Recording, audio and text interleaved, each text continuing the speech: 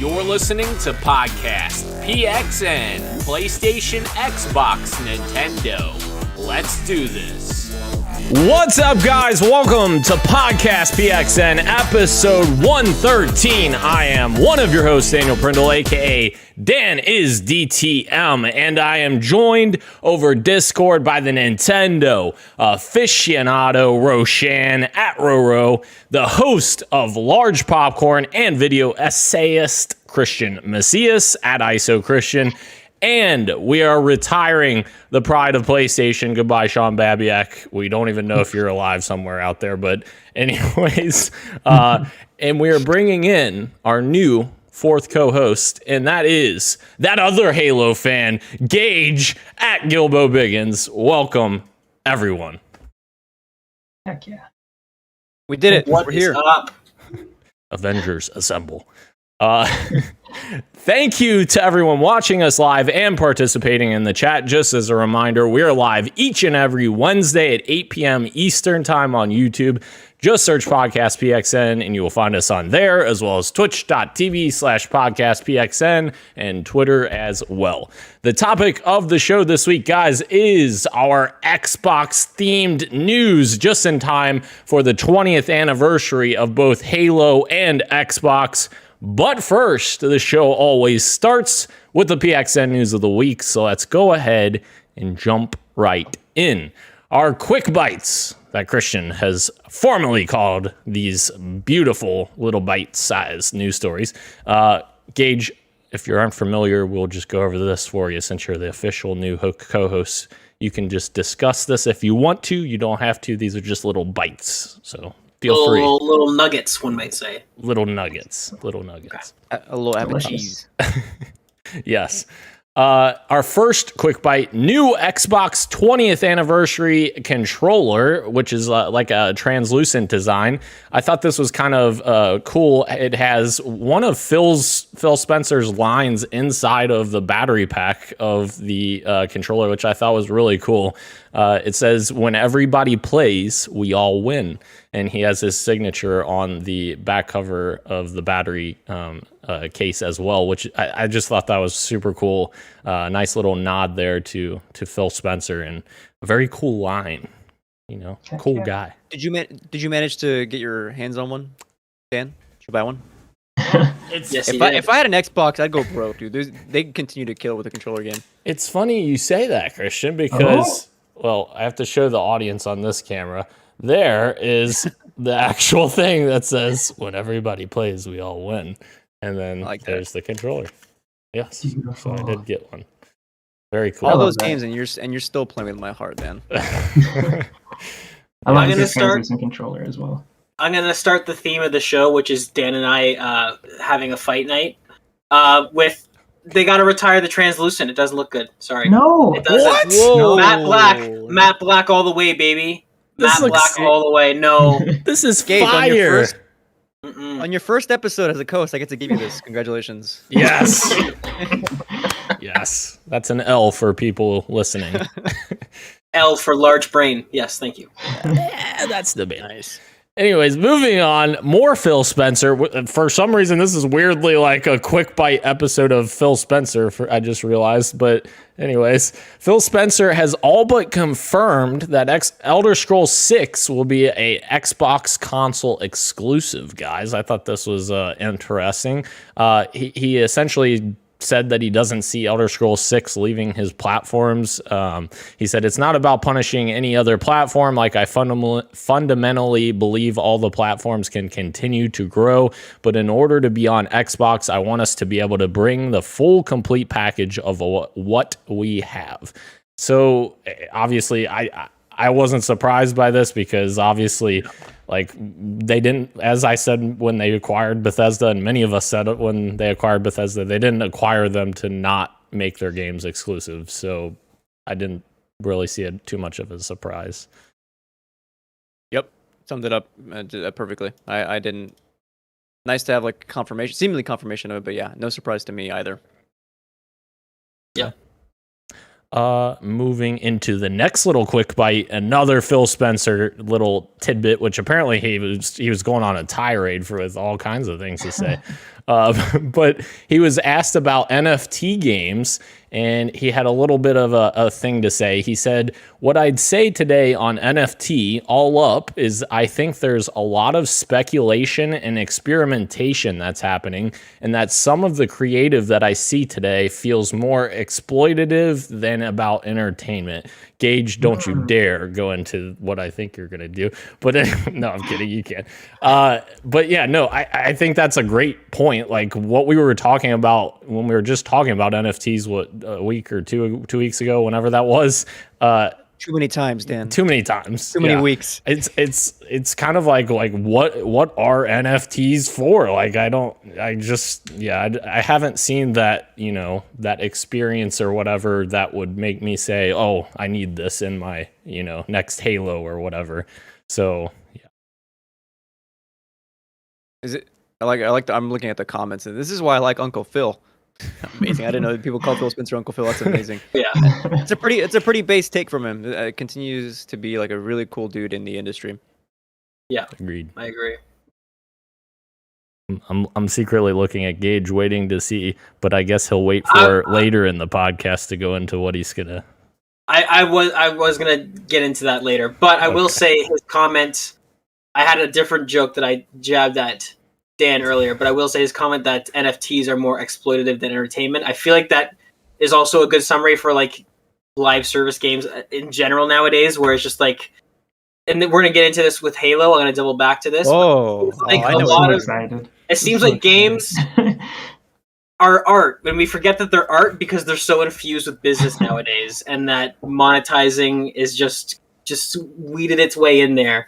So, Phil, I agree, but that also applies to more than just NFTs there, Big Daddy Phil.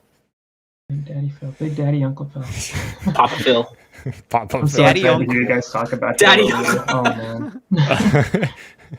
Bro, I don't think you want to see that, actually. No? That's good.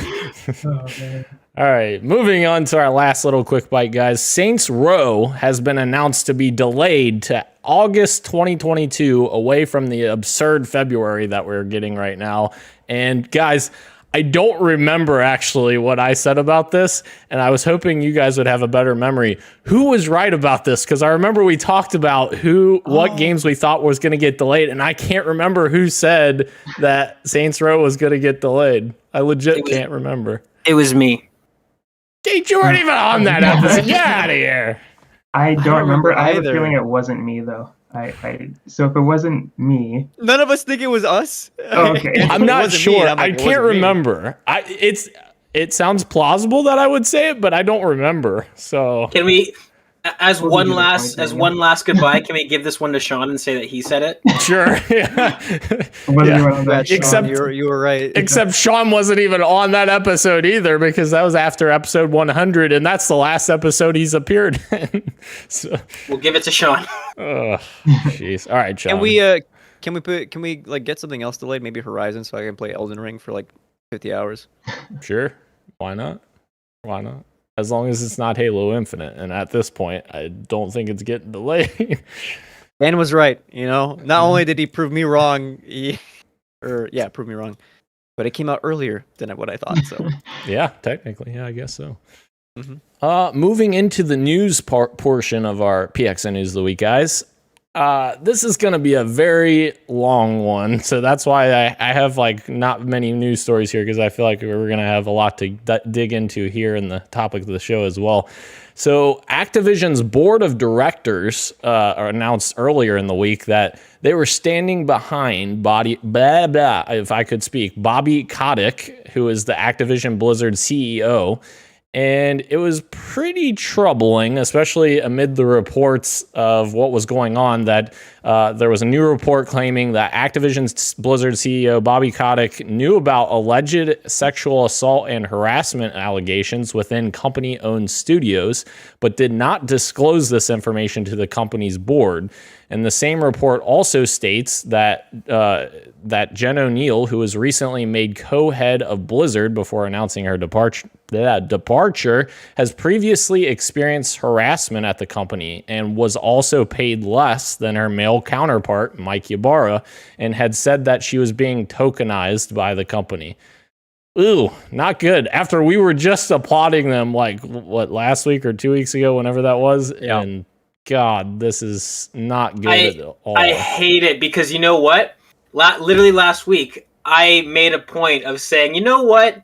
Credit to Bobby for doing for lowering his salary to the lowest legal amount in the state. But now what I realize is that was a clever little deflect of him trying to take any sort of scrutiny off of himself.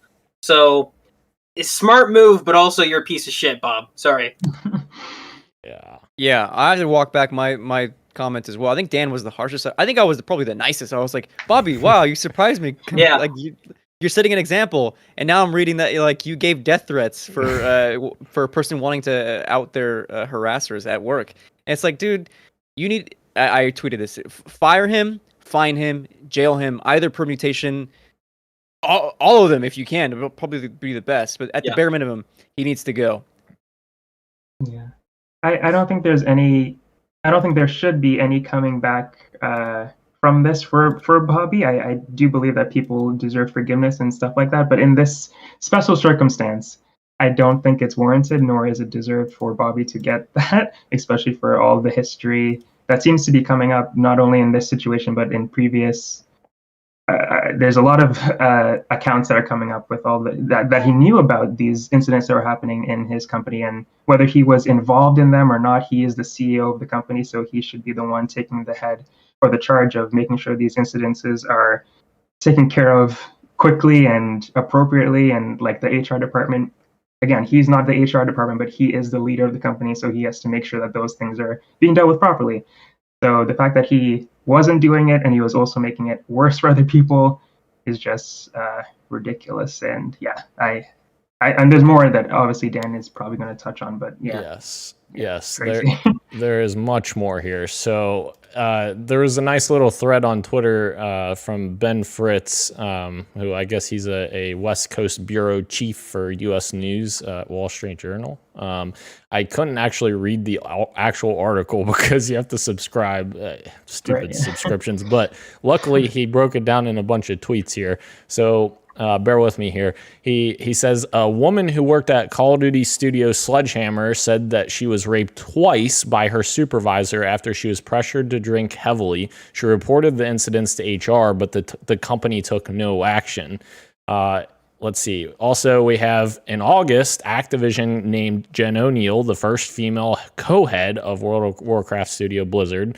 The next month, she sent an internal email criticizing the company's top management and recounting her own experiences of harassment, which if you just promoted this woman into a top position and she's talking about experiences of harassment that she's encountered, like, don't you think you should be like listening to that? Like that's literally like your top person at the one of your top two people at the company, and she's reporting the same things that people, all throughout the company are reporting. Like, why was nothing done? And Bobby knew about all of this. Like, what is happening?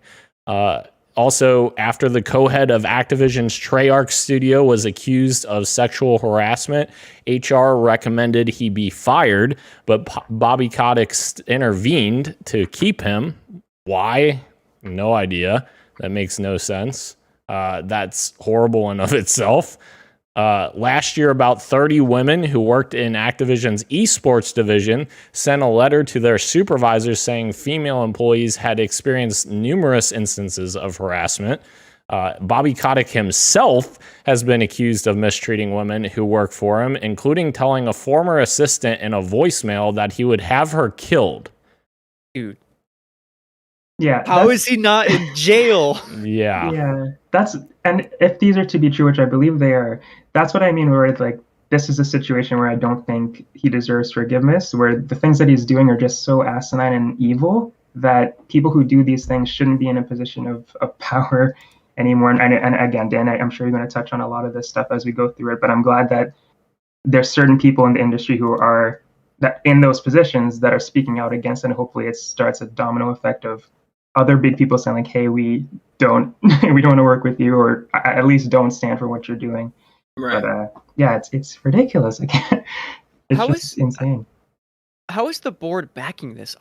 that doesn't process in my mind. Like, how are they doubling down on Bobby staying? I'm guessing business. They're looking at the numbers in the spreadsheets and Activision flourishing under Bobby's reign. We'll call it now. That's true. But Ro, I want to touch on something that Ro you're saying, which I really love the sentiment behind it. But there is a total difference between forgiveness and consequence. So he's somebody who is in a position of actual authority, who has now displayed an inability to fairly and ethically use that authority.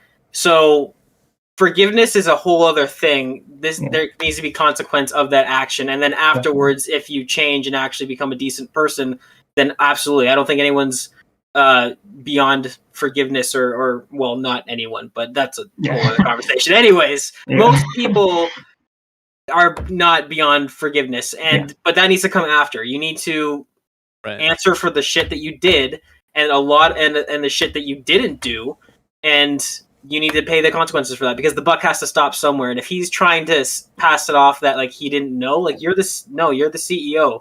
You absolutely either did know or chose not to know. Either way, the buck stops with you, and it's about time that you get a little boot in the butt, a little boot in the booty. Yep. Not good. And just to close out his comments, Activision has received more than 500 reports from current and former employees alleging harassment, sexual assault, bullying, pay disparities, and other issues, according to people familiar with the matter. The Activision spokeswoman said the company is investigating the claims using teams from both inside and outside the company. One of the issues that I have with that is there is a Activision employee group that is trying to essentially demand things of Activision higher ups to get them to actually make positive changes and get things, turned around for the better for the company. And they are actually speaking out about these things and saying, like, we need an independent reviewer to look over the entire company structure and what's going on, HR, everything, and get them to evaluate what needs to change. Because if Activision is going out and hiring someone, I know, from experiences I've had at my job, for instance, I know like things that have happened that, people cater certain things to benefit themselves, whereas you can't do that because you're affecting things because of, it benefiting you. Whereas bringing someone in from the outside, they have no opinion, no side on the matter, they have no objective, I guess, no ulterior motives. They're just looking to see what needs to change. And I absolutely agree with them. And they have staged a walkout as well multiple times, and they're demanding the resignation of Bobby Kotick and the board's two longest-serving directors, Brian Kelly and Robert Morgado, to retire by December 31st. And these shareholders are also looking for... Oh, I'm sorry. That's the shareholders that are asking for his resignation, but also the employees are as well. But the shareholders sent the letter to the board of directors this morning. These shareholders, there's over 5 million shares that make up this group of people that are saying this, and I'm sure they're not the only ones that are wanting this to happen and demanding change, because, I mean, it's absurd. So, I don't know. I just don't. Something needs to happen, and Bobby Kotick needs to be out of there faster than you can say anything. I mean, get upper management out of there. Happy to see. I don't know if I don't see it in the maybe it's in the I don't see it here. Happy to see today shared that PlayStation reached out and was like, "What are you gonna do about this?" Yeah, like even internally within like the here in like the games industry, people are like, "This doesn't fly. Yeah. Like, you can't do this." Now, what I love that PlayStation did that. However, I need them to also put their money where their mouth is and not back Call of Duty with this huge marketing push. Like, they also have to have some responsibility themselves, because I guarantee you they're paying Activision a ton of money for that Call of Duty marketing partnership every year that Microsoft had for so many years. And it's like, you have to put your money where your mouth is as well. I love that Jim Ryan put out that statement and was condoning everything that is happening, but also like, put your flag forward. We're not marketing your games from now until something happens. Like, you've got to make change, or we're, not going to do business. And I'm just going to throw this out there. The same goes for this group of shareholders as well, because I read into that. I thought that maybe was a huge tide turning, that this group of shareholders sent this letter to the board of directors. But apparently, I guess they only equal up to like 0.6% of like Activision's worth. And apparently they've also been hypercritical of Activision for like years, this same group. So, that's awesome that they sent that letter, but if they don't change, are you guys selling your stock? Or are you going to stick around and reap the rewards? What's going on here?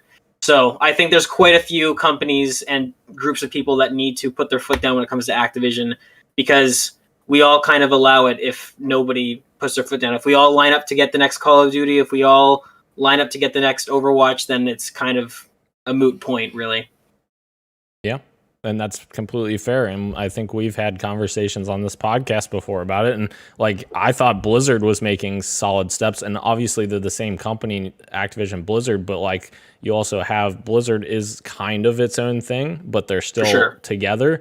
And I felt like Blizzard was making strides to make their workplace better, but Activision was doing nothing. And I think this is kind of, I guess, roared its ugly head here with the man at the top, which, just to point this out, I've hated the man since I've met the man, because he freaking just loves money and doesn't love creativity. He doesn't care if Call of Duty is the most creative game in the world. He just cares that it makes him hundreds of millions of dollars every year. So, not good. But we kind of glossed over it a little bit, but like, the whole Jen O'Neill thing is very troubling with me as well, because it's like, you brought her in with Mike Ybarra to be essentially co-leads for Blizzard and Activision Blizzard, and you're paying them two different salaries, which doesn't even make sense, because they're equally splitting the duties, and it just literally doesn't make sense. And they tried to act like good guy Activision when she left and said, "Oh, we're going to donate this money," and then it turns out it was all just a bullshit ploy. Yeah, and I think I also read that it wasn't until that she decided to leave, or was saying that she was going to leave, that they decided like, oh, maybe we should start paying her the appropriate amount. It's like, why weren't you doing that when she was actually working for you? I don't know. It's ridiculous. Yeah. You can't reform this stuff. They gotta go. They're very much biased, and like, it's time for them to leave. And don't you dare let fucking Bobby pick his line of successors, because that also defeats the whole purpose. He doesn't get to hand it off to somebody. The board needs to fire him, and then they need to either pick somebody or promote somebody from within the company. Yeah, that also is something that I don't want to see. Yeah, agreed. Well, how does this keep getting worse, man? Week after week. Yeah, it's crazy. Yeah, it is crazy that we were talking positively, and then now it's like, it's just, I don't know, not good. Yeah, not good. Yeah, I think that pretty well sums up our thoughts on Activision. Greedy, disgusting. Bobby Kotick needs to go. Yucky. New. Moving into a little bit more lighthearted, except it's not really lighthearted, but Speaking of yucky. Yeah, speaking of yucky, Far Cry 7 is apparently reportedly a live service game similar to Assassin's Creed Infinity, which has also been rumored as a live service game. This is coming from GameSpot, and apparently Far Cry boss Dan Hay, who is the franchise's executive producer for the past decade, is leaving Ubisoft amid reports that the next game in the series will adopt a live service approach similar to what's rumored for Assassin's Creed Infinity. His last day at Ubisoft will be November 12th, which was obviously 5 days ago now, but there is no word on what he's doing next, etc., etc. This is another example of Ubisoft. What the frick are you doing, guys? Like, Far Cry, Assassin's Creed, these are single-player games. Why are we making them into live services? Like, it doesn't make sense whatsoever. Like, let's keep the games what they are, and it just makes me even more sad when we finally get Splinter Cell. Like, what is that going to be? Is that going to be... You know what it's going to be. I told you all what it was going to be months ago. I told you all what it was going to be months ago. Open world, right? Open world, looter shooter, gear score, all that. Let's go. It's gonna happen. Let's fucking go, boys. I want to level up Sam Fisher to level 30. Let's go. No. Oh man, it's happening. I can't help but think about Assassin's Creed Valhalla's completion rate, which came out a while ago, 19.8%. Yikes. I'm not saying this is the only issue with Ubisoft games, like their length, because people do love how like meaty Valhalla was. Like it was like a critically adored game. Like that's not a slight, the length of the game. But there's something to be said about like at some point I lose kind of the quality and interest when games turn into like jobs. So for like these titles to turn into live service games, I don't know who wants this from their Far Cry games or from their Assassin's Creed games. Like nobody wants to work to play Far Cry or work to play Assassin's Creed. Yeah. I don't know what Ubisoft is thinking, to be honest. Yeah, it's a weird one to shift into that specific genre as well. I feel like there's games that people are like, okay, let's like Pokemon. I think is a great example where like, okay, let's shake it up a bit. Let's this is the same formula we've had for years. We want something a little bit different, and maybe Pokemon Arceus is going to be something different for the series. Far Cry, I don't feel is a genre that needs to be shaken up. I feel like people play Far Cry for that formula, and they want a Far Cry game to feel like all the Far Cries that came before it.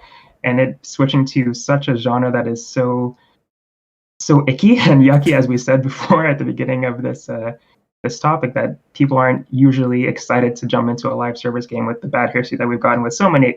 In my opinion, excluding Destiny, I think that's one of the few that's done a really good job with that format. But And I thought about it, I was like, I really like live service games. Wait, no, I don't. I just really like Destiny. There's like barely any other games that fall into that live service genre that I actually enjoy playing. And I don't know if Far Cry is going to be that one for me either. Just wait until you finish a raid in the new Far Cry 7 and you get an NFT as your reward. Oh. Yeah. Well, they should have led with that, Christian. Now I'm all So I've got two dogs in this fight because I've played every Far Cry at launch since Far Cry 2. I love Far Cry. I've got a signed copy of Far Cry 3 from Michael Mando. I met him at Fan Expo. Awesome guy. I love him. And I'm also a huge Ghost Recon fan. And let me tell you, Shan, no, Far Cry fans do not want a live service game. In fact, every major criticism of every Far Cry game since 3 has been, oh, you guys have really good bad guys and really good stories. We'd like to see more story, please. And every game has gotten farther and farther away from that. And at the same time, Ghost Recon, every single Ghost Recon game that comes out, hey, we'd like it to be more tactical than what it used to be. And every game that comes out, well, how did you say GTA clone? Because we can do that. No, nobody wants that. And now we have got Ghost Recon Frontlines, which is so far removed from what Ghost Recon is, it's not even funny. So Ubisoft, I don't think cares at all about what the community wants, and it's not like a singular incident. This is a pattern across multiple of their franchises. So I don't think they care, and I don't think anything's going to happen, unfortunately, because their games they make a lot of the games on the same engine. They've got a lot of proprietary stuff. I don't think, even if half the people that normally would buy the games, I think that's enough to keep them going and keep them doing this rinse and repeat model that they've got going on. Like, there's already so much content in Far Cry games. Like, it's a huge open world with so many places to explore and so many missions and all these story beats and all of this. And, like, why do we need a live service on top of that? Like, I don't need that. I just want to experience the open world. I want to, maybe skin some animals, except Far Cry 6 is kind of not that. It doesn't have that, but you kind of just walk over animals and you pick up things. I'm just like, what happened to the whole skinning the animal and all that stuff? But anyways, yeah, we just want Far Cry to be Far Cry. We don't want it to be Destiny, as much as we love Destiny. But I don't know. Moving on, guys. Our next story, Grand Theft Auto The Trilogy Definitive Edition, has had some issues since launch.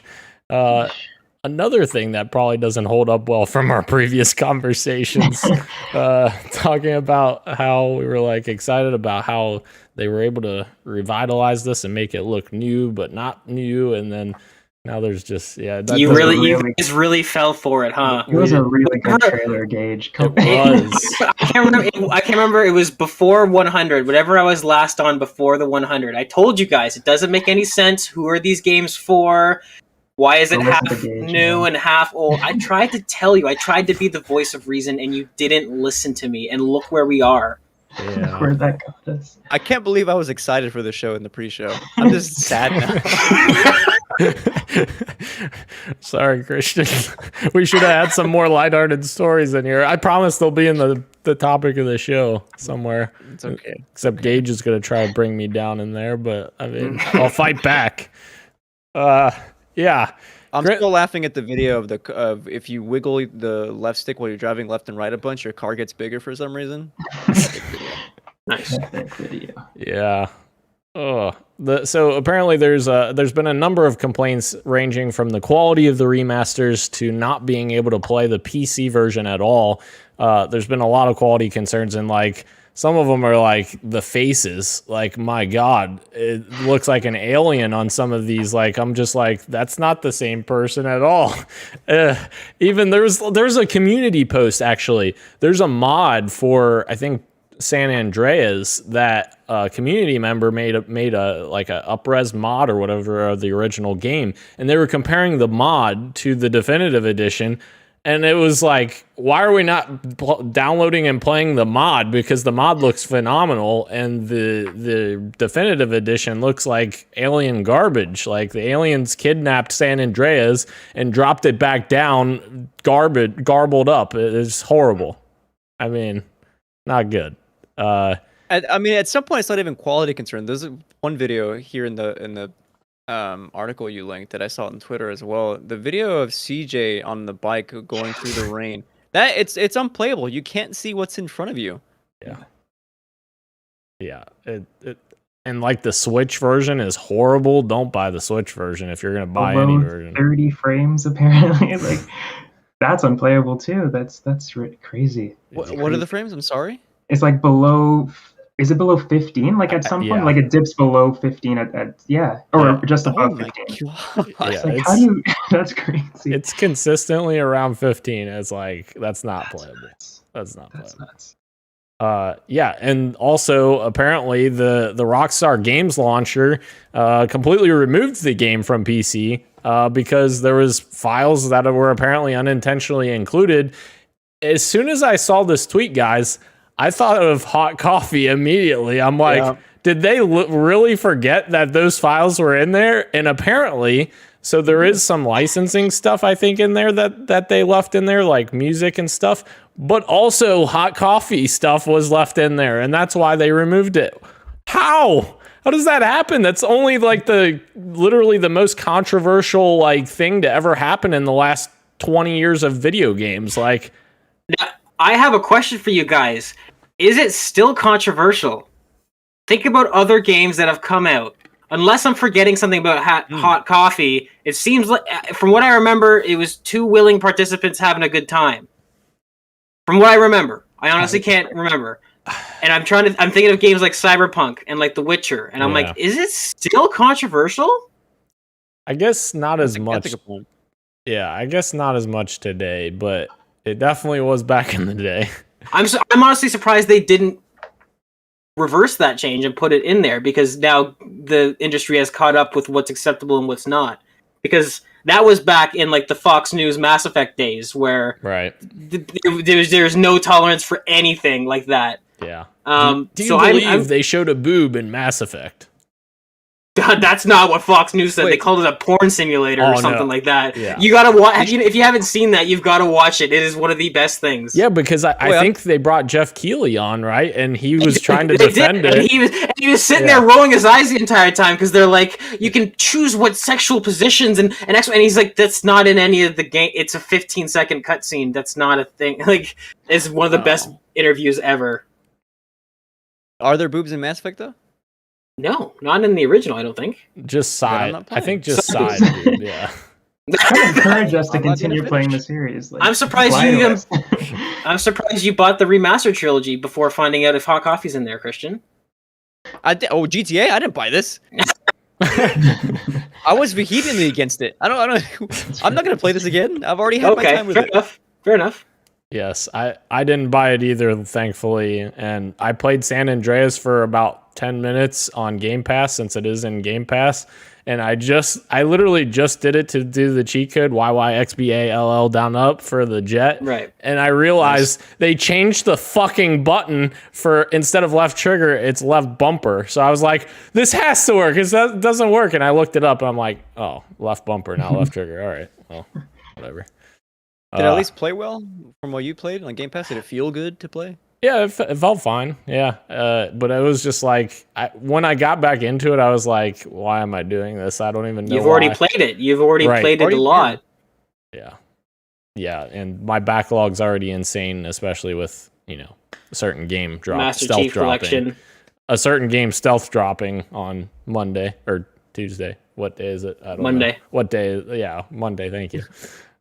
Anyways, moving on, guys, to the Game Awards nominations. So there's a little bit of controversy here from my perspective and from other people in the industry that have been talking about this. However, the Game Awards nominees for Game of the Year, I'll read these out. There's a ton here, and if you guys want to highlight something, feel free, absolutely. But the Game of the Year nominees are Deathloop from Arcane, It Takes Two from Hazelight Studios, Metroid Dread from Nintendo/Mercury Steam, Psychonauts 2 from Double Fine, Xbox Game Studios, Ratchet & Clank Rift Apart, Insomniac Games, Resident Evil Village, Capcom, and that's it. Hello? We missing one game here? The highest rated game of the year? We're missing two games. We're missing quite a few. Yes. All right? Yes. We're missing okay. at least two that I can think of. So Christian, tell me what game is missing that you thought of right away. No, I actually want to hear yours first because obviously you're referring to Forza, but I want to hear why it's worthy of Game of the Year contention. I'm legit curious. So here's my opinion on it. In my opinion, so if a game is at 92/9.2, whatever way you want to look at it, on Metacritic, OpenCritic, every kind of critic platform out there, it is literally the highest rated game of the year, and it's not on the Game of the Year list. That to me is a problem. Like, setting aside my personal opinions on Forza Horizon 5, I think that's a problem if the highest rated game that's literally available this year isn't on that list. That just from a pure numbers perspective. However, what I will say is I don't think it's fair that the industry as a whole treats racing games and even sports games, to that matter, as like almost different entities. Like they set them aside as like, that's, this thing. That's not. No, that can't be Game of the Year. That's just a racing game, or that's just a sports game. Because over the years, there's been fantastic sports games. Like their NFL Blitz back in the day, that was, crazy. And it was just something unexpected that no one expected before. And it was such a unique and creative idea. And like, I don't think it's fair for people to say like this game can't be Game of the Year because of the genre that it's in, because Forza Horizon 5 is a really fantastic game. And it's, I don't think it's fair to the developers who are working on this game, because they worked their asses off to put out an amazing game, and I feel like they don't get the credit for it. Yeah, I think the issue with that is that you described it as well, is that it is kind of more of a niche title. Like it is kind of still, even though it is like very good at being I don't want to reduce it to just a sports game either, because it's more than that, right? And it's obviously it was critically acclaimed, but like, are people just not considering it as game of the year because they don't see it like, you know, they don't see see it as like best narrative or like, I mean, art design would probably be giving it to it as well, but I don't know. So you know it's hard. I agree with your niche comment. Like, it is a very niche thing. However, like, there's been niche games that have been in contention before. Like, you know, for instance, all the Soulsborne games, I would argue, are very niche. Yeah. Like, I would say more niche than Forza, absolutely. Right. Like, yeah, Sekiro rocks. No, absolutely. I completely agree. And like, I was the year that Sekiro won, I was like, yes, I completely understand why people love this game. It isn't my type of game, but it absolutely deserves to be in the Game of the Year nominations, and it won Game of the Year, which it deserved. Like, that's the thing. Like, I don't feel like whether it's a niche or not, like, it should still get the, you know, recognition that it deserves for sure. Sorry, go ahead. Nope, go ahead. I just wanted to ask, well, everybody here, that say you just couldn't add Forza to the Game of the Year list. I haven't played a lot of these games here yet. Which one would you replace Forza with? Like, which one would you remove to insert Forza, do you think? It's easy. Psychonauts 2, in my opinion. Okay. But I haven't played Psychonauts 2, so it's also not fair for me to say that. But I don't think that Psychonauts 2 was as well received as Forza like that at the end of the day. Like, I mean, it's a great game. It felt so dated. I was struggling to enjoy my time with it. I tried going back and I played a few hours of it, but like, it just felt too much like of a game stuck in the old previous generation. So I think I agree with Dan. I think Forza definitely deserves to be in the contention of Game of the Year. I've got my personal Gage answer and I've got my Larry David answer. So which one do you want first? Larry David? Okay, it doesn't matter. It's a made-up award. It doesn't matter. It doesn't mean anything. It doesn't mean anything. Larry David. But honestly, yeah, it is strange. I think a good way to solve all this would to be a bit more transparent on how this whole selection process works. Like, who's picking the pool, and then do you have a different group of people who pick from that pool?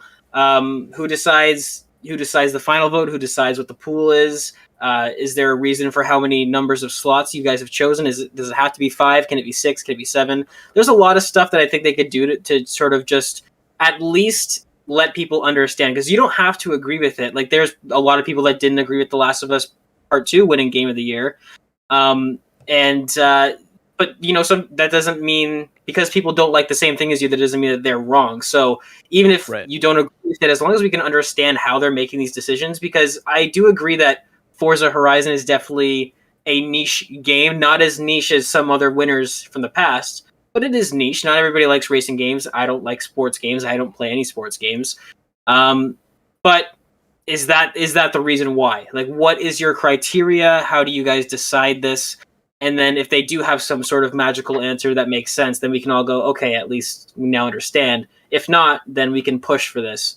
The only other aspect I would talk about just from my time being in school for videography and stuff like that is I don't know how long it takes them to... I don't know when their cutoff period is for when games are released. If they're preparing their sizzle reels and all of the editing that goes into production and all that stuff, there may be like a early November cutoff where it's like we need to start prepping film now and editing and all this stuff now. So sorry, like we can't just throw together a Forza sizzle reel for Game of the Year. So that also could be a part in it as well. I will say that the list is weird. I honestly don't think it's super representative of the year of games we had. Like, some of these aren't the strongest. I don't know. To me, like when I see this list, yeah, Where's Life is Strange? That was a fantastic game. When I see this list, I think like journos. I don't know. Game journals like are a little bit tired to me sometimes in terms of their opinion, and that seems like a dunk. It's not trying to be a dunk. It's just like I understand why Deathloop made it, but to me, like when that game came out after a week, nobody else talked about it again. It Takes Two, I heard like nobody talk about It Takes Two in terms of Game of the Year discussions at all the entire time. That to me seems like a take. Like, oh yeah, I remember It Takes Two. This came out this year. I'll throw that in there. So Resident Evil Village, that game came out and was like divisive, if I remember correctly. So also, I almost forgot from earlier. Where's Returnal? When I think of like game of the year, I understand why. Look, I understand why it's not here. It's totally fine. I would have loved to see it, but I get it. Actually, I would have loved to see the Forgotten City in this, but like, I don't know. When I think of like what deserves like a game of the year, like what is elite, masterful in terms of like game development, I don't know. I thought Returnal fit the bill pretty well. Well, I get it. It's all anecdotal because it all depends on who we follow on social media. But to me, Returnal was talked about a lot longer than most of these other games. Like Returnal, I don't have, again, as we talked about, I don't have the PS5. I can't fucking play it. But I heard about it and people were hyped about it at Returnal, like the month leading up to release, and then it felt like a good month and a half after. Like people were really digging this game. So I was shocked when I didn't see Returnal on here. And like It Takes Two, everybody liked it. I heard a lot of good things about it. I never once heard anybody talk about, oh, this is game of the year contender. Like, no, this is a really fun game to play with your significant other. Like that's pretty much the extent of what I heard. So I would like to know, how do you guys pick this? What is your criteria? Who decides this? Because it seems like you guys are just throwing things at a dartboard and seeing what lands. Yeah. And I think you're right, Gid, with it depends on who you follow. I did hear people talk It Takes Two like that, like, oh, this is game of the year for me. Oh, really? Oh, got it. Yeah, Okay. it is just who, and just as you said earlier, it's like just because you don't agree with them doesn't mean that they're technically wrong. It is a video game after all. It's all subjective at the end of the day. But it like, and for Returnal, like, it really is the people you follow, because I didn't see a lot of people talking about it for me. And okay, fair enough. But I do know, because it came up again with the update, like when it got updated recently, people were talking about it like that. They're like, oh my God, I remember this game was so good. This should be game of the year sort of thing. So yeah, there's a lot of factors that go into it. So I agree with that. But Forza, yeah. Forza, man. Bro, I have a question for you. Yes, sir. Can we agree that the best indie category is absolute? Like, this is the only one I will say is absolutely trash. Like you guys did not play indies this year, and that is clear. I actually didn't look at it yet. Let me see. You guys can go ahead. I'll go. I can read it to you. Okay, sweet. 12 minutes. Uh-oh. Death's Door, which I agree. Death's Door is very good. Yeah. Kana, I sure. Inscription. Yes. I heard that. Loop Hero. That's good. Loop Hero. Yeah, I don't know. Where's like Chicory? Where's Forgotten City? Yeah. But it's who you follow. It's who are these people? Who are deciding Gage is right? Who's deciding? Was like, yes, best indie. Yeah, I don't know. I need to talk to you. This is definitely a weird year for a lot of categories, I think. Yeah. So, Christian, I'm going to steal Rose's question from earlier and say, theoretically, if Forza Horizon 5 had replaced Psychonauts 2 on this Game of the Year list, what would Returnal have replaced on this list? Oh, God. I would replace it with the other Loop game, which would be Deathloop. Okay. But I don't know. People really like Deathloop, so I understand. I have tons of issues with it, but okay. I still enjoyed it. Interesting. And also, just a little shout out there. Don't blame Jeff for this, Jeff Keighley, because he doesn't even pick the nominees for this. He has like I think a board of people from news outlets, which that's the part where it's like, all right, could you just tell us who is on this board, like exactly? Well, Dan, I'd pump the brakes on that, because just before we started the show, I saw Jeff Keighley tweet. He said, "I pick all the games myself, and I support Bobby Kotick." So I'm. Oh no! No, he did. Yeah. So, no, he Dan, didn't. You might want to look into that. Gage, get out of here with that bull crap. He did not say that. Moving on. Our last news story, guys. Overshadowed, and Gage brought this to us. Overshadowed by other news in the industry, NVIDIA has suffered another leak in a now deleted post on GitHub. User Waxizoma, I'm going to guess that's right, I don't know, No idea. Posted data revealing possible release windows for upcoming titles coming to PC. Notable mentions include Ghost of Tsushima, February 2022, Returnal, April 2022, Horizon Forbidden West, September 2022, Redfall, June 2022, Contraband, November 2022, Avowed, December 2022, Perfect Dark, December 2022, Fable, October 2023, Elder Scrolls 6, January 2024, and Indiana Jones, January 2024.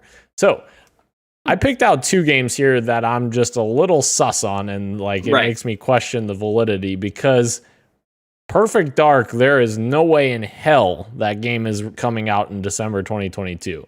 Because first off, they just entered a partnership like not even a month or 2 ago with Crystal Dynamics to work on that game. That game's still very early in development. Even when they announced that game, they said that we're still very early in development. I think that game is at least fall 2023, but probably 2024 until we get Perfect Dark. So that makes me question this, like, is this legit? And Elder Scrolls 6. Starfield's coming fall 2022. We know that already, and that's if it doesn't get delayed. So we're saying a little over a year later we're getting Elder Scrolls 6. I don't see that. I don't see that at all. There's a little bit of context I want to add to this. The actual list had specific days as well. So this stuff here is very clearly placeholder. So for example, Avowed and Perfect Dark in the database leak, they were listed one day after each other. They're obviously not going to do that. So I think what this is that if it is legit, which it very well may not be, but if it is legit, I think this is, for whatever red tape they have to go through, they're like, okay, just give us a date, throw it up there. So this may not even be down to the month or down to the season, but I think this might be a general idea of where, they're far out. They're not even thinking about specific dates, but they might have a general idea of when they're throwing out. And a lot of this stuff does line up. And the only reason I brought it up is that this had, this leaked before PlayStation announced God of War coming to PC, and it had God of War in January of 2022. So that was the one thing where I was like, okay, how would you know that if this leak happened before that? So yeah, I think it's totally, if it is real, it's total placeholder, like December, end of the year, whatever. Put that date down. I do think we could get Perfect Dark in 2022, only for the fact that we don't know the scale of the game. Perfect Dark was the first game I played as a kid. It shouldn't have been, but it was. I love Perfect Dark with all my heart. But I don't know if this is going to be to the scale that we think it's going to be. So if it is just a linear first-person shooter, I think 2022 is possible. Probably not, but I could see them aiming for that. The only reason why I say that I don't agree with what you're saying about the scope of Perfect Dark is because Microsoft literally labeled their studio as a quadruple A studio, like building this just massively talented studio in Santa Monica. Like, I feel like they wouldn't have, marketed it as such a, big studio that they're creating without, putting the backing behind it to make a expansive game. I don't know. That could be it. Although, as we've learned, executives don't always tell the truth sometimes. Sometimes they lie. Sometimes they say things that aren't true. I mean, it could be, the quadruple A thing was really dumb, and I'm glad they've walked back on that since, because that's just stupid. But, that could be many things. It could mean something like, the first Last of Us is an incredible game. It's a very linear game. It's very, in terms of gameplay mechanics, it's very limited. I think it's perfect. I absolutely love it. But it's not an expansive game. It is very much, these are the moveset that your character can do. Play through this intricately crafted world, and start to finish, there you go. So Perfect Dark could very well be one of those things. And if they started, now obviously I know they formed the studio in 2018, so it's a fresh start. But if they started there and they got help from Crystal Dynamics, 6 months ago now, I think it's possible. I definitely think it's possible. That's true. I mean, Death Stranding came out relatively quickly considering they were a brand new studio. They just used True. Guerrilla's software, and they had help from that team. So, and you could not tell that game was made in 3 years because it looks amazing. It looks immaculate, right? And that's Kojima on his own with a little bit of help from PlayStation, as opposed to a studio built from the ground up to be the next flagship studio. So that's the thing. There's a lot of secrecy with this project. We don't know how much money they've thrown at it. We know it's a relatively small team in terms of what they're doing, but if they have the best of the best and they're giving them a blank check, then this thing could be ready to go. It could be coming out sooner than we think. I also think Redfall is probably pretty accurate. I think start of the summer for Redfall is probably what's going to happen. They already announced that it's summer 2022. Yeah. And Elder Scrolls 6, I mean, again, we don't really know what's going on with that. Do they have a separate team that's already started on it? Probably. I think 2024 is pretty reasonable for that, and Indiana Jones. I don't think January for both of them. Again, I think that's the placeholder coming out. I think maybe Elder Scrolls is November, very end of January 2024, and maybe Indiana Jones is a summer thing. But I will take that bet with you, Gage, right now that Elder Scrolls 6 will not come out before fall 2024. No way. All right, see you in 3 years. Oh gosh, Todd Howard. Sorry, go ahead, Christian. Big one for me is Horizon coming out like a few months after it releases on PlayStation. That's a new precedent for them to be porting if it is true, porting a recently released console game on PC pretty quickly. So that's pretty cool to see. I would love for them to work towards that, and I think Jim Ryan does want to work towards that. I think a lot of the interviews he's given recently, he is itching, and I think he's realized. God bless them. I think he's realized that if we release our games on PC, it's not going to cut into our console sales because there are people who are very happy on PC and who don't want to buy a PlayStation just to play PlayStation games. But if they had the option to play it on their system that's tuned to the way they like it, then they'll probably just buy the game, and that's just extra money in your pocket. So I think we are going to see that gap between PlayStation release and PC release get shorter and shorter and shorter until it is day and day, which is just better for everybody. Yeah, agreed. Inshallah. Keurig Craft is in the chat. Sup, guys? What's up, Keurig? Thank you for joining us. We're about to dive into what you got for me. I will just start off here.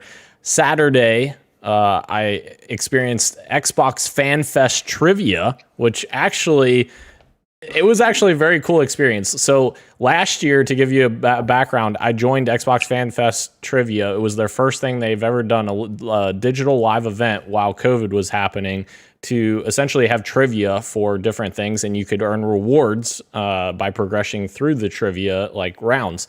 Last year, it did not work at all. It broke completely. They had to give gift cards to everyone who was involved because it literally didn't function. This year, it actually functioned great. And there was about a little over 3,000 people that were in this trivia. And I made it to the top 100 of trivia, which I was like, holy shit, there's no way. There was actually a question on there that I completely guessed on. I didn't know the answer, and I got it right, and only 3% of the people got it right. So that was probably the reason why I made it. But yeah, I got $85 in Xbox Gear Shop gift cards. So yeah, more of this is coming. More gear is coming once I spend that $85. It was just such a cool experience to kind of do that with a bunch of fans and have a cool digital event. I thought that was fun. But that is fun. Guys, the most important thing, on Monday, we were treated with a celebration stream, obviously, which we'll talk about a little bit here in the topic of the show. And a little game called Halo Infinite released its entire multiplayer on Monday. And I took half a day off work because I was like, I'll watch the stream. The stream ended up being all right. But I literally got to play half a day of Halo. And I was like, all right, sick. So Halo Infinite, absolutely amazing. I cannot believe that they released the entire multiplayer. Obviously, they're labeling it as a beta until release on December 8th, but they're leaving it open until December 8th. You get all your progression that carries over to December 8th on launch day, which is awesome. And yeah, I'm enjoying the hell out of it. There are problems with it, which we will detail when we get into the topic of the show. But yeah, I'm very impressed by everything, how smooth it is. For the most part, their networking hasn't had any issues whatsoever, which is a stark contrast to Halo, the Master Chief Collection, and even Halo 5 had some issues in the beginning. But yeah, it's so good. And Christian has a background of Halo as he's pretending to shoot. I'm here. I'm here, Dan. I've downloaded it. Let's squat up. Christian, there's one problem with your screenshot. That's Halo Reach, Christian. I'm sorry, what's that big ring behind me? That is Halo. That's a Halo, Dan. That's a Halo. That is a Halo Reach map. In fact, that is the Blood Gulch remake inside of Forge World on Halo Reach, Christian. You can't get anything by me because I'm a Halo fan to heart. Anyways. Cortana. I'm so horny. The biggest... you sound just like Halo. The biggest casualty to Halo Infinite dropping, guys, is Battlefield 2042, because I didn't even pre-order the game, and this ended up happening, and I'm like, well, I guess I'm not playing Battlefield, because literally I'm spending all my time on Halo multiplayer, and Battlefield's a multiplayer-only game now, so I'm like, sorry, Battlefield. Dude, and when you compare it to the fact that, like, Battlefield has been relatively buggy, as most Battlefield launches usually are, and that people aren't super content with the way that game seems to be launching soon, compared to how like Halo, I haven't played it, spoilers I guess, plays like really good and people are like actually really enjoying it. Like, yeah, absolutely, Dan, you're right. Like RIP Battlefield. This is fall of when was the last time Battlefield released against Call of Duty? And what year was that again? I don't know. It would have been 2015, I think. The same year as Titanfall 2. Yeah, it's that all over again for them, unfortunately. What's happening? What's happening? I'm just like, I just realized what you have on your thing here. So, Ro, what you got for me? I saw that too. Well, let me start with Forza Horizon 5, just to keep you waiting a little bit longer. I'm enjoying Forza Horizon a lot still. I noticed that I'm being very casual this year in 2021. There's not a lot of narrative games, not a lot of RPGs that I've dived deep into. I've been playing like my Animal Crossings, my indies, of course, my Life is Stranges, and Forza just adds to that list where I'm just having a good time, just zoning out and playing a fun game. And Forza Horizon 5 is one of those games. Having a blast, customizing my cars, racing against people, trying to beat Dan's time every time I see him on the leaderboard. Gotta beat Dan. So that's always been fun. And yes, Dan, I am playing Halo Infinite multiplayer as well.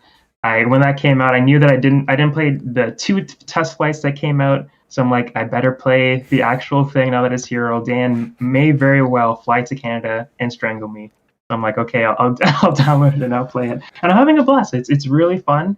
And as Gage alluded to, and as Dan said, we're going to talk about the issues when we get there in topic of the show. But the core gameplay of Halo has always been good. The multiplayer has always been good. I guess as to a Halo fan like Dan, you may say Halo 5's multiplayer wasn't that great, but I don't know. I wasn't there. But I'm having a great time with Halo Infinite. Yeah. Halo 5 multiplayer was great. It was really not. Campaign was terrible. Good. Gage is wrong. Well, I've heard mixed things about that multiplayer, and I'm having a blast with Infinite. Like, grappling hook is so fun. I've just seen, like, when we talk about Battlefield 2042 and how excited we were leading up to that, like, all the crazy stunts that people are going to do in that game. The amount of crazy stuff that I've seen people do with the grappling hook is on another level. Yeah. It looks so fun. I saw somebody today, like, there was somebody coming down the hill on a warthog, and then they grappled onto the warthog, and they kicked the driver out of the warthog, drove off the map, and then grappled the edge of the cliff to launch themselves back up, but the people inside the cart just like fell to their deaths. Like, that is amazing. You can't make that stuff up. And I'm excited to have some of those moments for myself. So I'm having a blast with it right now. Yeah. Christian, what you got for me? Oh, sorry. I have a question for the game real quick on Halo. Does it play as good as Splitgate? Christian, you know what? We're skipping Christian this week. No, okay. I have an actual, like, okay. For what you got for me, I'll answer why I'm not playing Halo. Is it like I'm sorry, I've been super busy, so I haven't had a chance to download it yet. And then I'm going on vacation, like during Thanksgiving. I'll be gone for like over a week and a half, so it's like I won't have enough time to play it before I leave. So I won't play it till after, and at that point I might just wait till release. I don't know. I really don't know. but I would like to get my hands on it because it seems like everyone else is having fun. I'm getting some mad FOMO. I'll say that much. But the only thing I've been playing for what you got from me is that I played more Dark Souls just the one time in the past week, and I changed my mind. I actually really enjoy Dark Souls way more than I did the first time. I had to find the rhythm for the game, but now I'm excited to retry Dark Souls 3 because I never beat it, even though I put like 10 to 12 hours into it. So the Souls games continue. And do we throw in Project still? I got a video essay coming out. Should be Friday, if not Monday or Tuesday, that I'm very excited about. This time it's not game related though, so I won't talk about that. Wait, are you gonna do like a tease of it and put your timeline up so I can zoom in again and see what clips are on the timeline? I will not this time. I'll just shadow drop it. Dang it. Right. Gage, what you got for me? Even though I'm gonna regret this by reading this first line here. Yeah, so I played and finished Halo Infinite. There's no battle royale, so there's no long-term content to really sink your teeth into. It's just the same 4v4. Who cares? Who gives a shit? So that was fun for like an hour. It was cool. It was neat. Yeah, you didn't rank up once though, right? No. Neat little game. I'm gonna change my order because I've been playing Halo Infinite and it's fucking amazing. Forza Horizon 5 is awesome. It is crazy. And like you say, Ro, like when you're talking about how it's the perfect game to just sit and zone out to, and like I can't agree with you more. Like that's where I've been catching up on podcasts. I've been doing this, but you just sit and you drive. The game's immaculate. It looks incredible. It's just good. It's a good time. I love it. It's a good time.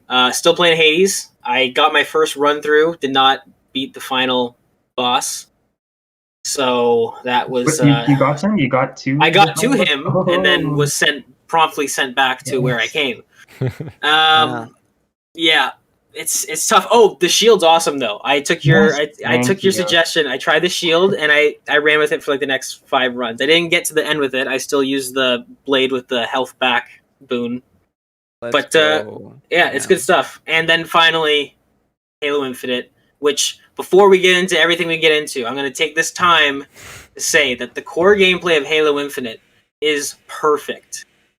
10 out of 10 would not change anything. I, like Dan, have been playing Halo since I was a wee little fetus, and Halo 2 and Halo Reach are my favorite games. Halo Reach is the one that I played like how Rashan plays Animal Crossing. Like I just totally into it every day, every moment spare I had it. And this game feels like Halo 2 and Reach had a beautiful little baby, and it's so good. I love it. And like you say, the grappling hook, the crazy moments, fun with friends. It's good, so good.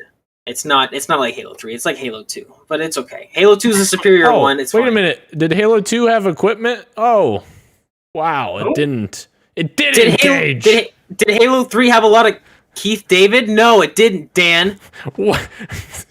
Where does Halo Infinite have Keith David yet? I haven't seen any Arbiter.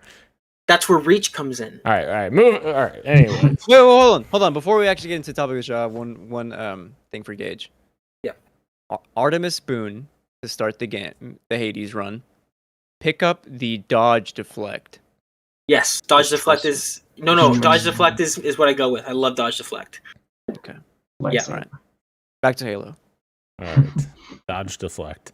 Moving into the topic of the show, guys. 20 years of Halo and Xbox. There was a celebration event on Monday, but we have a bunch of Xbox-related news stories, so I think I'll just probably power through a couple of these because we're already running late, and we don't really have to spend a ton of time on them.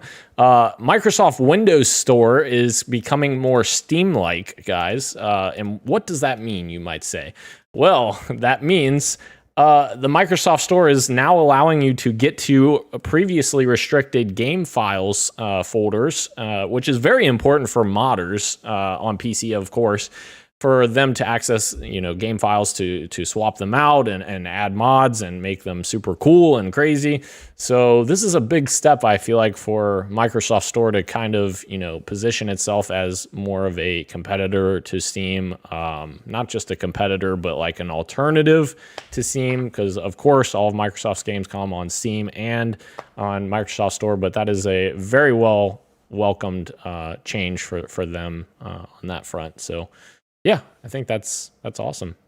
It's bigger. That's just real quick. That's bigger than it seems. That's huge. That is awesome. Yeah. You've not been able to mod your files at all, and now you have full access. So, kudos, Microsoft. That's huge.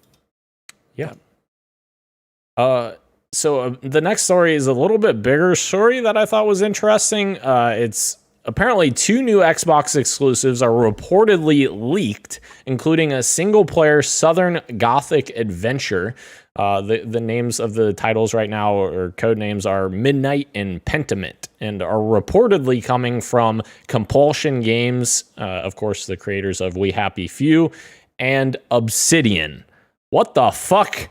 How many games is Obsidian making? My God, what the hell's going on over there? Are they giving them like some freaking Wheaties or something over there? Like, no, but in all seriousness, Compulsion's first game with Microsoft is codenamed Midnight, is reportedly a third-person game set in a dark, fantastical world. The protagonist, seen below in the middle section of the concept art, is a dark-skinned woman with braided hair, and the picture on the right shows a harpy creature going through various stages of transformation. The picture on the left looks like it could be a harpy nest. It looks very, like, ominous and creepy, and I kind of like it. It looks looking good, this concept art. And then the second game comes from Obsidian, which is codenamed Pentiment, and it is a 12-person team that is developing this game, led by Josh Sawyer, who previously worked on Fallout New Vegas and Pillars of Eternity. If he worked on Fallout New Vegas, okay, yes, please. But it draws inspiration from games like Disco Elysium and will be a narrative RPG rather than a combat-focused one. So similar to Grounded, we have another tiny team at Obsidian making a cool little game. Christian? Read the next sentence. The game is reportedly, yes, a murder mystery set in the 16th century in which players will be able to investigate and accuse other characters in the game. However, these accusations have consequences. If you're wrong, then a snowball effect occurs. The game will slowly unfold into a full-blown conspiracy. Whew, that sounds awesome. That sounds amazing. Cool. Yeah. Sounds dope. The fact that it takes inspiration too from Disco Elysium, which is probably one of like the best written games I've ever played. I never finished it, so that's like one thing against me, I guess. Yeah, this sounds fantastic. I am super jazzed about it. I had no idea about this until you linked this, Dan. Yes. Yeah, it's super cool. Like, Obsidian continues to knock it out of the park too, so like I'm down for whatever they want to make. Let them make whatever they want to make. Oh, so good.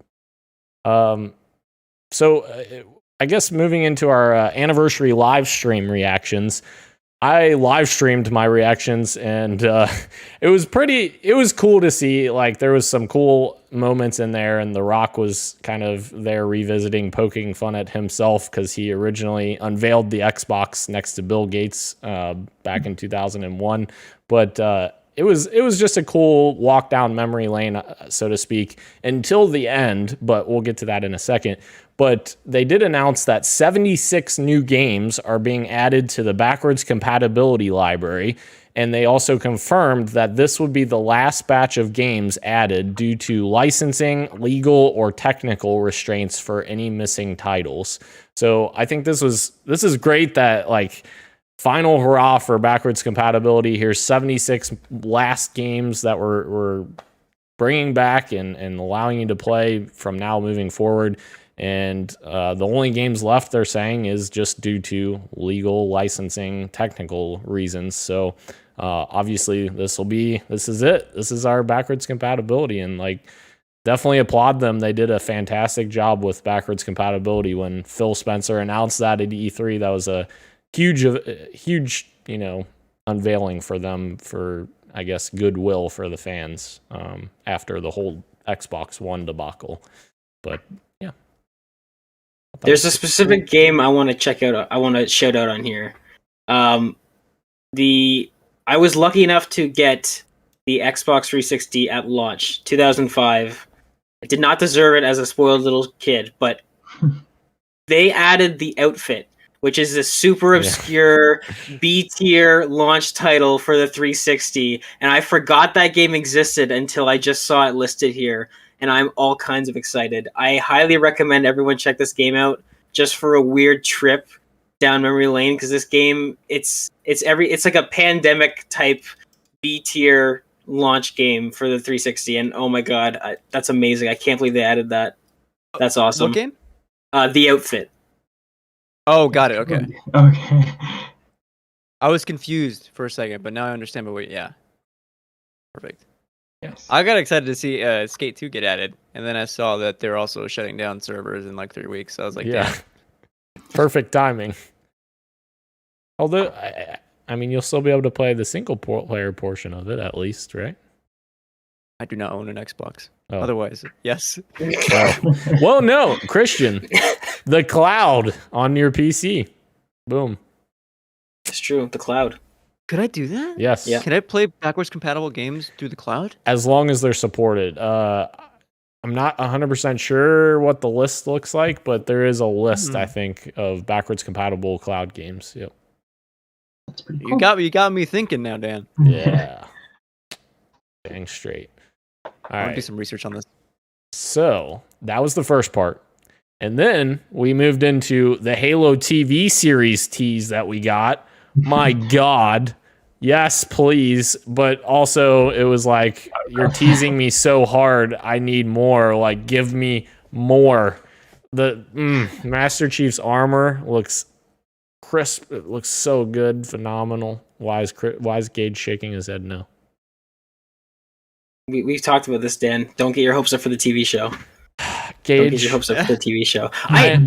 This is the prophet talking to you, not Gage. I love Halo. This is the guy who told you about Rockstar and the remakes and Splinter Cell, which hasn't come to pass yet, but you remember that. The TV show's not going to be good. I'm sorry. What? How are you saying that? We haven't even seen anything from it yet. The casting call for that one character that they added that totally undoes the entire world building and lore.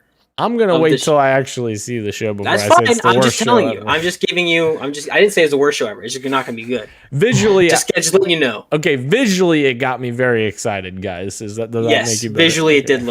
it did look interesting. Yeah. All right, and then I saw this and I was like, damn, it really is Dan's day today, isn't it? Yeah. This day was made just for him. And then Cortana whispering to him, "Hello." I love that they got her. Yeah. That was good. I bet you they were probably filming the scenes and they're like, no, we need Cortana. We need the real Cortana. No, she was actually voicing Cortana the whole time, but she actually had to come in to do the physical part, right? Am I thinking? No, I think they had a young British actress that was doing Cortana. I don't think she was speaking an accent, but I remember reading it because I was like, who's the new Cortana? I think she was doing full performance, and then they brought in a real Cortana. I thought Cortana was CG, and they brought the chick in to play Dr. Halsey. Am I wrong in that? I don't know. It was IMDb, and it said Halsey / Cortana, which would make sense for what she is, but could be wrong. Okay, yeah. Either way, it's great to hear her voice, though. That's the thing. That's what I'm getting at. It was great to hear her voice. Yes, agreed. Moving on before Ro and Christian kill us. The last thing they announced, of course, was that Halo Infinite was dropping immediately, which was awesome to see the multiplayer dropping. Obviously, campaign's still coming December 8th, and they're calling it a beta until then for the multiplayer. But it's cool to have like the entire multiplayer suite there. Just stealth dropped and sort of stealth dropped. It was kind of leaked, but. I was gonna ask you if you were believing the rumors, because I know it was like supposedly like a leak or a rumor that it was coming, but yeah, I'll tell you. Did you expect it? I'll tell you the one that convinced me was when I saw it on, and there's a funny story about this too.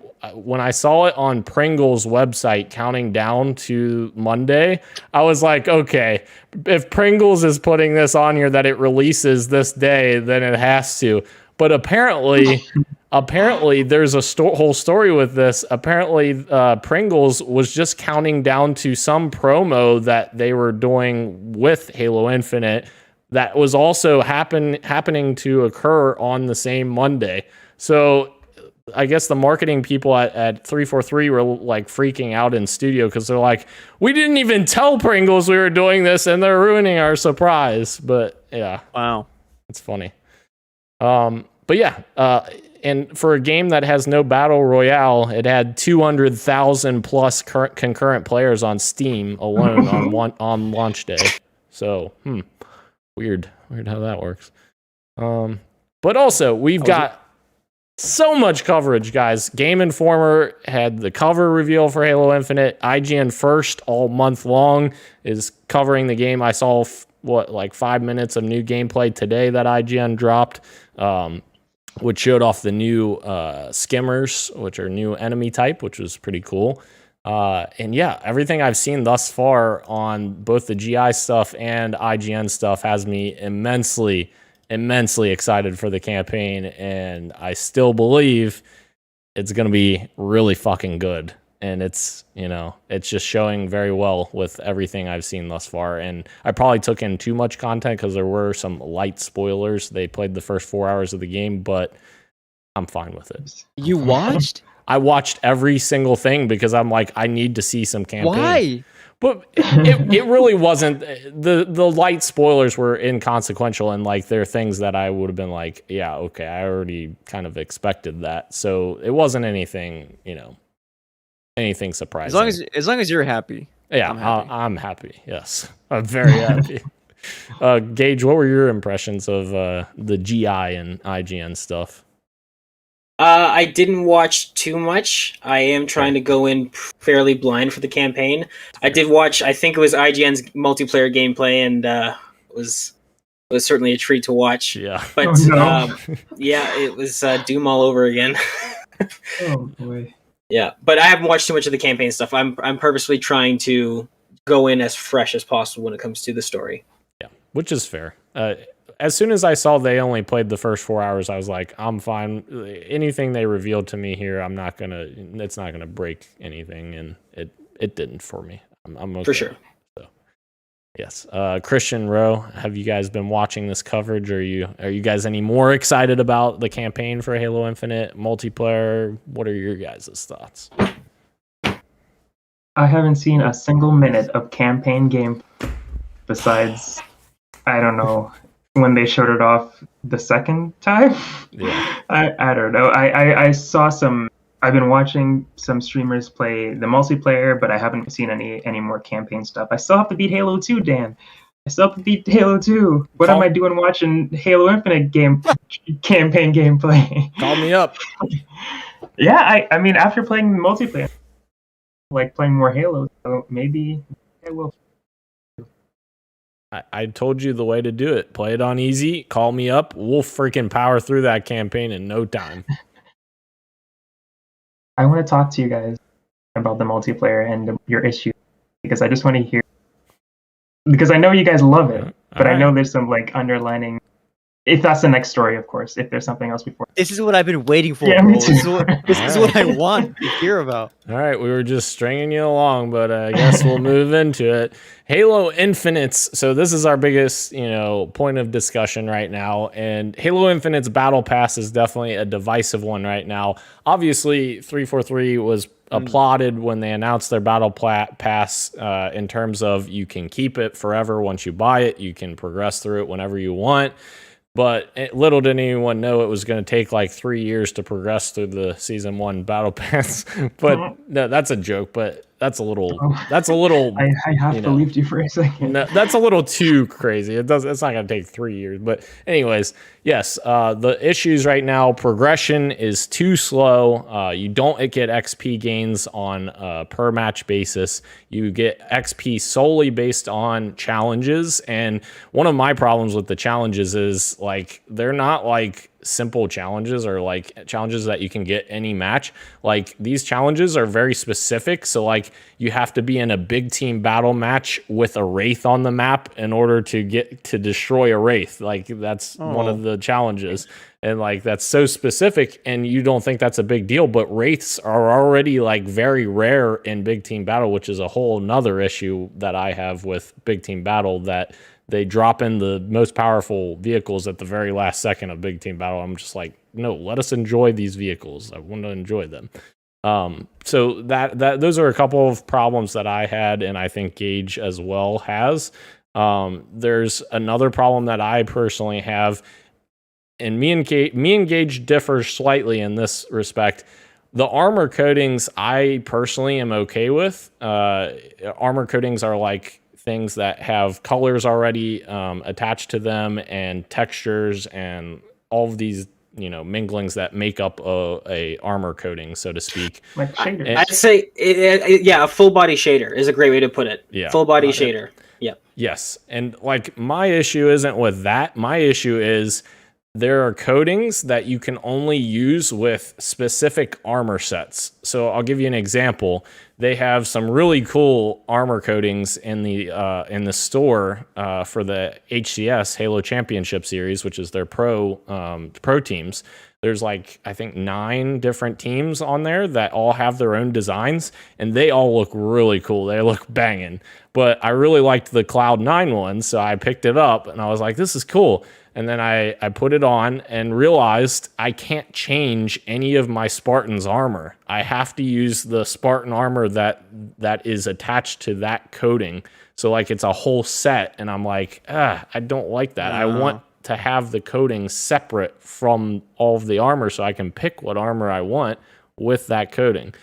But again, these are all like cosmetic things. So like those things, like in terms of our armor coatings, can be fixed eventually, and they're not the end of the world. For instance, like, yes, it would be great to be able to express myself the way exactly I want to, and that's the way Halo always has been.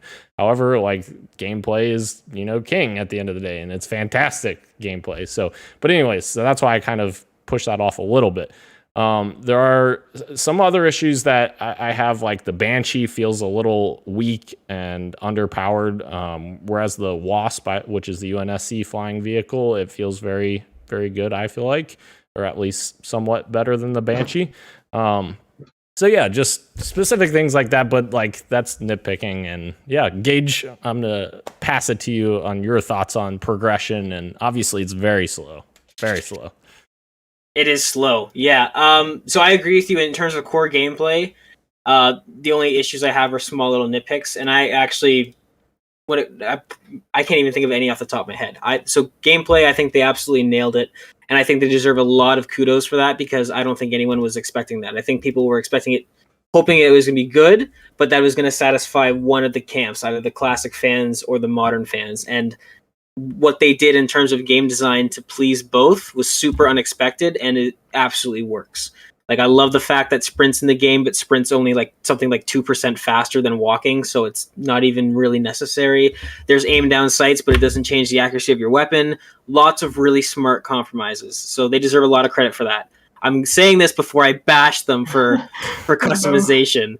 So I think it is just like I say, the Larry David in me, where I get more annoyed at something if I can see the reason behind it, and the reason is something that I disagree with. So again, like you said, Dan, from Halo 1, which launched in 2001, from then all the way up until this game, we've been able to choose the colors of our Spartan. And now, all of a sudden, the first Halo with a battle pass, suddenly you can't do that. Suddenly the armor coatings are so, I forget what they said, something about this, it's so complicated and we use lots of different layers and materials, so we just can't edit them, sorry. Which I'm like, well, that probably doesn't make sense, because how do you make them yourselves? Anyways, that's besides the point. It's a small symptom of a larger problem, which is that this is the first Halo that we are seeing that lives in this live service environment. And what effect does that have on a game where, customizing your Spartan and expressing yourself has been a core staple? Like, how do those two things coexist? And what I've seen, and what I think the overwhelming majority of the community has seen, is that they don't coexist at all. It's not, at least not in its current state. So you've got something like somebody pointed out on the subreddit, which, by the way, is filled with everybody rationally and calmly Legitimately, like no, people aren't being really? assholes about it. No, yeah, okay. legitimately. I was joking. Just tons of posts where you see 343, please, this needs to be addressed, or 343, here's an alternative. I think it's pretty clear that the community, most of the community is thinks there's a problem here, and that's because you have things like the color gray. If you want a flat gray armor coating, that's tier 99. So get to challenges, get to challenges, right? And I think the compromise that I have, that a lot of people, and I'm not going to claim that I've made this up, a lot of people have been saying this, is that the way that these two things can coexist is that you have these armor coatings, which are, colors, primary, secondary, tertiary, displaced how they are. You can't change it. You can't change the materials of it, but you can change those colors, right? If there's an armor coating that is, all black except he's got a red stripe on his shoulder, well, you can make it white and blue, or you can make it green and yellow, but it stays how it is. And I think that's what a lot of people want to see. I don't think that we'll get that. I think that's too much of a compromise, but I do have an issue with that. And it's just because it's for the purpose of the battle pass, and it's against the identity of what Halo is, which is expression, make your Spartan how you want to make them. Well, now you have to unlock these armor pieces in this order along with everybody else. And I hope your favorite color is near the beginning of the battle pass, because if not, you're out of luck. Well, my hope is, at least, is that it is released right now as a beta, so they are doing it to hopefully improve some of these, get feedback from people in terms of the battle pass and customization, because it seems like it's not, from what you're saying and from what I've seen on Twitter, just not the best that it could be right now. So let's hope by the time December 8th rolls around that those tweaks have been made, or steps are in progress to fix those at that point. Yeah, I'm not the hugest or the biggest Halo guy or in the community as much as you or as much as Dan and Gage are, but my biggest gripe with it is the battle pass so far, and I feel like most games do it this way, where the challenges are always a bonus to your XP, not the sole way of leveling up. So that was a little confusing as to why I have to do something so specific. And as Dan alluded to or said earlier, that these things are so specific and also so dependent on chance and luck. It has to do with skill once you get it to actually appear, but getting it to appear in the first place is so random and just up to the game itself. And I just wish that I wish it was more medal based and performance based, and then the challenges were just a bonus. Like if I'm doing amazing, which will never happen, but if I have a good game and I'm doing double kills and a Slayer and for some crazy, I'm having a great game, and then I just don't do any challenges, then I didn't do anything on my battle pass. It's still there, which is I think the biggest issue that's in the game right now, which again is kind of good because the game is good. That's the thing that's the biggest issue, which is something they can fix. And Dan, I think you tweeted on Twitter that they have been looking at this feedback and are planning to make small fixes at least as soon as next week or something like that. I don't know if it's this specific issue, but they are looking at the feedback, which is great. Yeah. Well, and sorry, just real quick, just that hypothetical isn't even a hypothetical, because Dan and I were actually playing this past weekend, or this I guess would have been Monday. And Dan was being Dan the Wheelman Dan and driving me around, and I was in the back of the Warthog. He and I were at the top of the leaderboard. You only get half the points for being a wheelman, unfortunately. I think you should get the full points for the kill, but that's maybe not the full kill, but the full points for it. Anyways, I had 25 kills, 3,000 score, whatever. Dan was right below me, and he had a little bit more than half that because of how it divvies out the assists and all that stuff. And because I didn't get my 5th kill with the battle rifle, I got nothing for that match. I didn't get anything. Nothing. Yeah. Sorry, go ahead, Christian. Starting? No, I would say that's probably the only negative thing about having the battle pass not expire, is that they have to figure out a way to keep players invested in order to maintain that. They have to tweak it. I mean, what's the alternative here? I guess to fix it is just to have challenges that are not as specific. I would suppose. I don't know what you guys think. Yeah. And the weird thing is the way they do it in Master Chief Collection, you get match XP and you get it based on your performance in the match, like medals, like Roy was talking about. That's how Master Chief Collection works. So it is a little surprising that they It's almost, in my mind, I see it as them just having oversight, I guess, for how Infinite's progression system was laid out. Personally, I don't think it was anything malicious or anything tied to necessarily the free-to-play part of the game and microtransactions and such. I think it was more oversight on their behalf as far as the progression system goes. And it's almost like that, doing something different just for the sake of doing something different. Like Master Chief Collection does it so well, just do it like Master Chief Collection. There's challenges and match XP. But yeah, I don't know. It's definitely something they're listening to. I don't think that customization will be addressed by launch. I just don't think that's feasible because it's such a big part of the game. But I definitely think they will take that feedback into next year and make changes to the customization to kind of make, a middle ground for people. Because like Gage said, there are a lot of people that are upset about customization, which is fair. But yes, as Ro was saying, they have already addressed the Battle Pass progression.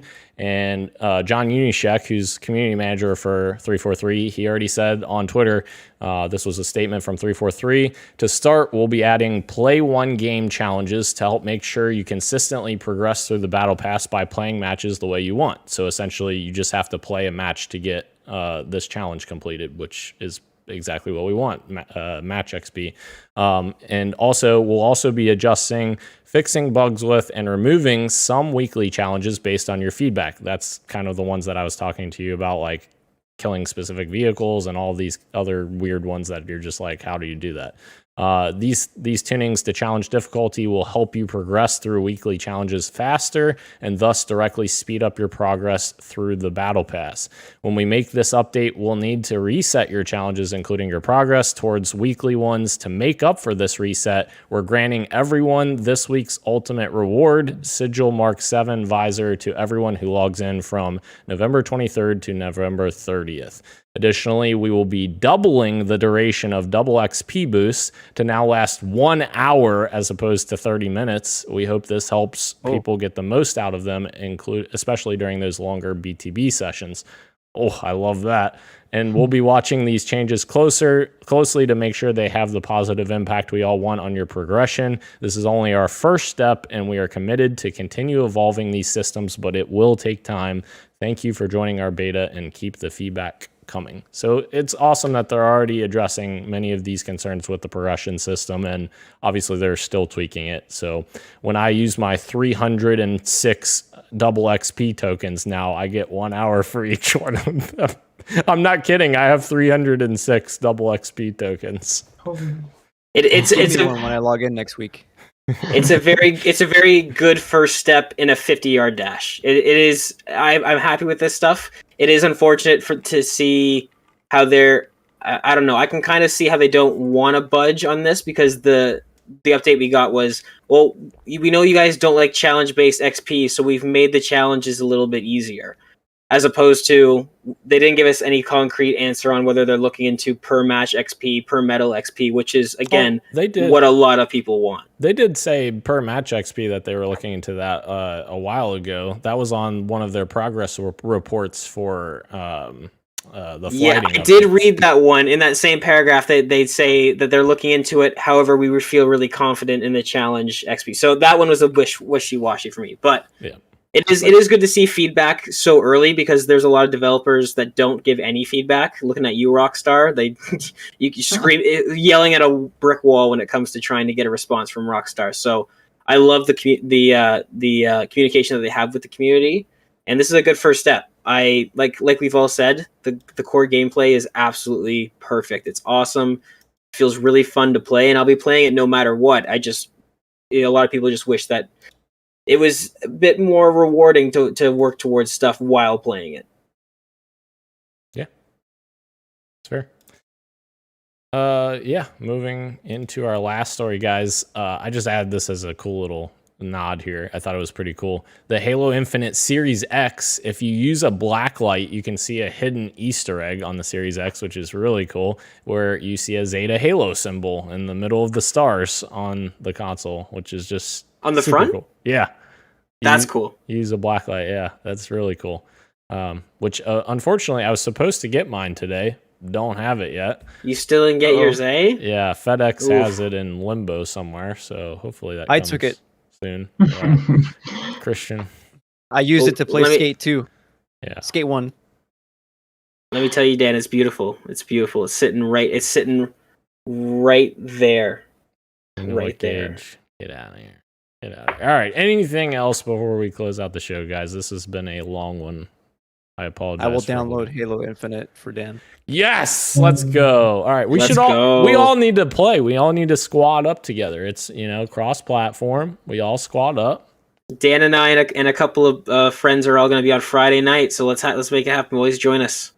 Pop in for a game or two. Dip your toes in the water. See if you like the temperature. Maybe come on in. Yes. Yes. I might. Podcast PXN Halo Night. Never thought I'd utter with those words. Anyways, thank you again to everyone joining us both live on YouTube and on Twitch, as well as Twitter, as well as podcast services everywhere, including Apple Podcasts, Google Podcasts, SoundCloud, Spotify, and Stitcher. Thank you, Ro. Thank you, Christian. Thank you, Gage. I am Daniel, and this has been Podcast PXN, and we are out. Much love, and keep on gaming. See ya. Keep on rocking in the free world. I love you.